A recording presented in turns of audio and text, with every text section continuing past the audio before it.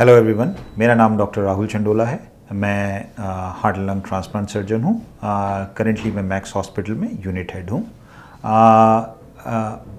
मेरा जो स्पेशलाइजेशन है वो हार्ट सर्जरीज़, लंग सर्जरीज़ और हार्ट एंड लंग ट्रांसप्लांट है। इसके लिए मैंने जो है ट्रेनिंग, स्पेशल ट्रेनिंग कनाडा से ली है। मैं टोरंटो में करीब जो है 5 साल रहा और उसके बाद यूनिवर्सिटी ऑफ अल्बर्टा में रहा।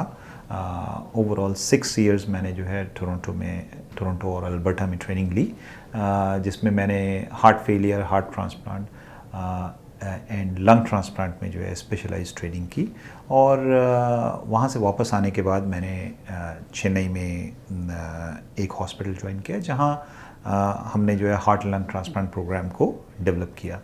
अभी जैसे जैसे जो है ऑर्गन डोनेशन प्रोग्राम्स जो हैं ऑल ओवर इंडिया में स्ट्रॉन्ग हो रहे हैं, दिल्ली में भी जो है वो डोनेशन प्रोग्राम्स काफ़ी अच्छे हो रहे हैं, अवेयरनेस लोगों में आ रही है। तो दिल्ली में भी हम लोग जो है हार्ट लंग ट्रांसप्लांट्स कर रहे हैं। लंग ट्रांसप्लांट जनरली जो है सभी ऑर्गन ट्रांसप्लांट्स में काफ़ी डिफ़िकल्ट माना जाता है, और वो इसलिए क्योंकि लंग्स जो हैं डायरेक्टली आउटसाइड एनवायरनमेंट के कांटेक्ट में होते हैं। जब आप सांस लेते हैं तो डायरेक्टली लंग्स में जाती है, तो लंग्स जो हैं इन्फेक्शन के लिए काफ़ी प्रोन होते हैं। और ख़ास तौर से ट्रांसप्लांटेशन के बाद, क्योंकि हम ऐसी दवाएं देते हैं जिससे बॉडी की इम्यूनिटी कम होती है, ताकि वो नए जो ऑर्गन हैं, नए जो लंग्स हैं, वो बॉडी उनको रिजेक्ट ना करे, तो इसलिए हम उनको जो है इम्यूनोसप्रेशन देते हैं। इस इम्यूनोसप्रेशन से वो ऑर्गन्स किसी और बॉडी में नॉर्मली सर्वाइव करते हैं। लेकिन एक डाउनसाइड ये है कि उससे जो है इन्फेक्शन के चांसेस ज़्यादा होते हैं, क्योंकि लंग्स जो है आउटसाइड एनवायरनमेंट के कांटेक्ट में होते हैं, तो बैक्टीरिया, वायरसेस जो हैं डायरेक्टली लंग्स में जाते हैं। और इम्यूनोसप्रेशन क्योंकि हम लोग देते हैं, काफ़ी हाई इम्यूनोसप्रेशन देते हैं, ऐसे पेशेंट्स लंग इन्फेक्शंस के लिए काफ़ी प्रोन होते हैं। तो लंग ट्रांसप्लांट बाकी सारे ट्रांसप्लांट्स में सबसे ज़्यादा चैलेंजिंग है, ऐसा मेरा मानना है। और ये नोन फैक्ट है। लेकिन लंग ट्रांसप्लांट जो है एक ऐसी थेरेपी है जो कि लाइफ सेविंग प्रोसीजर है, and it improves survival as well as dramatically improves the quality of life of patient. Lung transplant कहाँ पे होना चाहिए, कैसे मरीज़ों का लंग ट्रांसप्लांट होना चाहिए? जो पेशेंट COPD के पेशेंट होते हैं, हमारे देश में जो है बहुत से ऐसे मरीज़ हैं जो कि जो है, बहुत से ऐसे लोग हैं जो कि सिगरेट स्मोकिंग करते हैं और लॉन्ग टर्म स्मोकर्स हैं। तो ऐसे पेशेंट्स का over a period of time lungs ख़राब हो जाते हैं। इसको COPD बोलते हैं, स्मोकर्स लंग।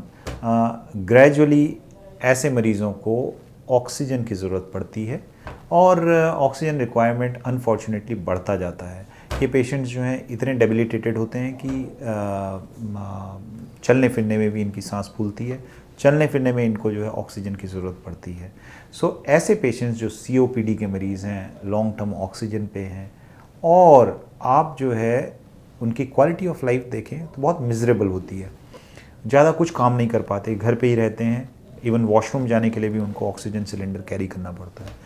ऐसे मरीज़ों के लिए लंग ट्रांसप्लांट एक बहुत अच्छी थेरेपी है। दूसरा, वो पेशेंट जिनको ILD है, इंटरस्टिशियल लंग डिजीज़, ये एक बीमारी है जिसमें कि लंग्स ग्रेजुअली डिस्ट्रॉय होना शुरू हो जाते हैं, और ये बहुत प्रोग्रेसिव बीमारी है। जैसे इंटरस्टिशियल पल्मोनरी फाइब्रोसिस होती है, लंग्स में फाइब्रोसिस होती है, स्कारिंग होती है। इससे लंग्स का जो ऑक्सीजनेशन होता है वो कैपेबिलिटी ख़त्म हो जाती है। ग्रेजुअली ये पेशेंट जो है ऑक्सीजन डिपेंडेंट हो जाते हैं, और ये डिज़ीज़ बहुत प्रोग्रेसिव है। विदिन 1, 2, 3 ईयर्स ये इतना रैपिडली प्रोग्रेस करती है कि मरीज़ों को इवन ऑक्सीजन से फ़ायदा नहीं होता। ऐसे मरीज़ों को वेंटिलेटर की ज़रूरत होती है, और वेंटिलेटर पे आपको पता है कि मरीज़ जो है बहुत लंबे समय तक नहीं रह सकते हैं। So ultimately these patients die.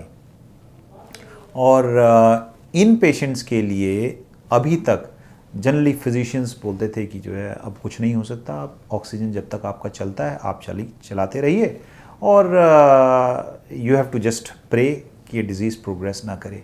But generally ये डिज़ीज़ वेरी प्रोग्रेसिव डिज़ीज़ है और प्रोग्रेस करती है। ऐसे पेशेंट्स कुछ सालों के बाद सर्वाइव नहीं करते हैं। तो यहाँ पे लंग ट्रांसप्लांट का बहुत बड़ा रोल है। लंग ट्रांसप्लांट ऐसे मरीज़ों को survival as well as quality of life provide करता है। तो सर्वाइवल आप देखेंगे इस तरह के मरीज़ जो कि आप एक्सपेक्ट करते हैं कि 6 महीना साल भर से ज़्यादा सर्वाइव नहीं कर सकते हैं, ऐसे पेशेंट्स को सालों सालों तक जो है कोई प्रॉब्लम नहीं होती है। और एट द सेम टाइम उनकी क्वालिटी ऑफ लाइफ, आप सोचें जो मरीज़ जो है ऑक्सीजन डिपेंडेंट है, लगातार जो है वो ऑक्सीजन सिलेंडर कैरी करके, थोड़ा सा भी वॉशरूम जाने में भी एक ऑक्सीजन सिलेंडर कैरी करता है, बात करने में भी उसकी सांस फूलती है, खाना पीना जो है वो ठीक से नहीं खा सकता है, वेरी डेबिलिटेटेड पेशेंट्स होते हैं ये। सो ऐसे पेशेंट्स को आपने ट्रांसप्लांट किया और ट्रांसप्लांट के बाद ये मरीज़ जैसे हम और आप हैं ऐसी लाइफ लीड करते हैं, नॉर्मली बात करते हैं, नॉर्मली चलते फिरते हैं, ऑक्सीजन की इनको ज़रूरत नहीं पड़ती है और क्वालिटी ऑफ लाइफ बहुत अच्छी होती है। So lung transplant is a boon for patients with end stage respiratory disease. और जैसे मैंने कहा COPD के पेशेंट, इंटरस्टिशियल लंग डिजीज़ के पेशेंट या सिस्टिक फाइब्रोसिस या ब्रोंकिक्टेसिस के पेशेंट, ऐसे मरीज़ों को लंग ट्रांसप्लांट एक वरदान की तरह साबित होता है। लंग ट्रांसप्लांट काफ़ी डिफ़िकल्ट ट्रांसप्लांट है और बाकी सारे ट्रांसप्लांट्स में समझा जाता है कि lung transplant technically relatively complex operation है। सो ऐसा इसलिए है क्योंकि जैसा मैंने बताया लंग्स जो है डायरेक्टली जो है एटमॉस्फेयर के टच में रहते हैं, आप सांस लेते हैं तो लंग्स में जाती है, तो कोई भी बैक्टीरिया, वायरस, कोई भी ऑर्गेनिज्म होगा वो तुरंत जो है लंग्स के अंदर जाएगा और इन्फेक्शन होने के चांसेस रहते हैं। सो लंग ट्रांसप्लांट काफ़ी चैलेंजिंग होता है, लेकिन definitely it's a major relief for patients who are suffering from end stage respiratory diseases. Lung transplant west में 80s के दशक में जो है 80 के दशक में स्टार्ट हुआ और अब साल में 4000 से 6000 लंग ट्रांसप्लांट वर्ल्ड वाइड होते हैं।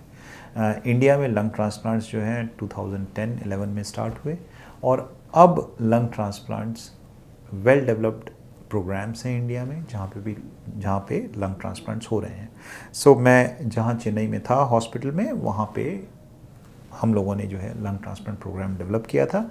वही चीज़ हमने जो है मैक्स हॉस्पिटल दिल्ली में स्टार्ट की है और नॉर्थ में लंग ट्रांसप्लांट बहुत ही सिलेक्टेड जगहों पे है। एक्चुअली हमारा हॉस्पिटल है मैक्स हॉस्पिटल जहाँ पे कि लंग ट्रांसप्लांट होता है, एक लौता हॉस्पिटल है नॉर्थ इंडिया में। और हमारी कोशिश है कि ये इंडिया का high volume lung transplant centre बने।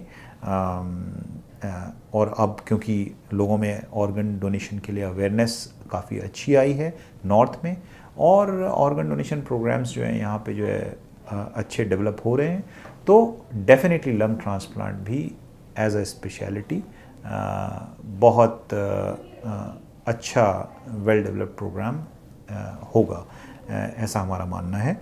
और ख़ास तौर से जो है नॉर्थ इंडिया में जो है पोल्यूशन एक मेजर प्रॉब्लम है, तो पोल्यूशन की वजह से भी लंग्स जो हैं डैमेज होते हैं over a period of times. तो ऐसे पेशेंट्स को अब आप लंग ट्रांसप्लांट ऑफर कर सकते हैं which can dramatically improve their quality of life and long term survival. Lung transplant की प्रोसेस जो है फेयरली सिंपल है। इसके लिए जो है जो भी मरीज़ एंड स्टेज लंग डिजीज़ के साथ हमारे पास आता है, जनरली मरीज़ ऑक्सीजन सपोर्ट पे होता है। ऐसे मरीज़ जो है ज़्यादा दूर बिना ऑक्सीजन सपोर्ट के नहीं चल पाते हैं, डेबिलिटेटेड होते हैं, क्वालिटी ऑफ लाइफ काफ़ी पुअर होती है। इन मरीज़ों को हम लोग जो है इवैल्यूएट करते हैं और देखते हैं कि क्या वो लंग ट्रांसप्लांट करने के काबिल हैं, क्या उनकी फ़िज़िकल कंडीशन ऐसी है कि हम लंग ट्रांसप्लांट उनको ऑफ़र कर सकते हैं। और एक बार ये असर्टेन कर लेते हैं कि उनका ट्रांसप्लांट हो सकता है, तो हम उनको सजेस्ट करते हैं कि वो नोटो जो नेशनल ऑर्गन ट्रांसप्लांट ऑर्गेनाइजेशन है उसके साथ रजिस्ट्रेशन करें। सो उसके साथ रजिस्ट्रेशन करने पे उनका वेटिंग लिस्ट में नाम आ जाता है। फिर कहीं पे भी ऑल ओवर इंडिया कहीं पे भी कोई ब्रेन डेड पेशेंट डिक्लेयर होता है, जैसे कोई पेशेंट रोड ट्रैफिक एक्सीडेंट का मरीज़ हो, या फिर जो मरीज़ जो है जिसको स्ट्रोक हुआ हो और ब्रेन काम करना बंद कर दे, या कोमा में हो पेशेंट और ब्रेन के रिकवरी के चांसेस ज़ीरो हों बट बाकी ऑर्गन्स ठीक चल रहे हैं, ऐसे पेशेंट्स जो हैं ब्रेन डेड डोनर्स कहे जाते हैं। और इन पेशेंट्स के लंग्स हम लोग यूटिलाइज करते हैं एक डिजीज्ड पर्सन जो मरीज़ है उसके डिजीज लंग्स को ट्रांसप्लांट करने के लिए, उसके डिजीज लंग्स को रिप्लेस करने के लिए। सो जनरली क्या होता है कि suppose as an example All India Institute में कोई एक मरीज़ है जो कि रोड एक्सीडेंट के बाद जो है एडमिट हुआ है, वहाँ पे डॉक्टर्स ने डिटेक्ट किया कि उसका ब्रेन काम करना बंद कर दिया है, ब्रेन डैमेज हो गया है, ब्रेन डेड पेशेंट डिक्लेयर हो गया है। अब बाकी ऑर्गन्स ठीक काम कर रहे हैं और ऐसे मरीज़ के ब्रेन के वापस आने के कोई चांसेस नहीं है। हम लोग कई सीरीज़ ऑफ टेस्ट करते हैं जिससे ये डिटरमिन होता है कि ब्रेन डैमेज काफ़ी सीवियर है। सो इस तरह के मरीज़ों का आप रिलेटिव से बात करते हैं, रिलेटिव्स को बताते हैं कि ये मरीज़ जो है ब्रेन डेड है, अब इसके ब्रेन की रिकवरी संभव नहीं है, तो क्या आप इसके बाकी ऑर्गन्स को डोनेट करना चाहेंगे?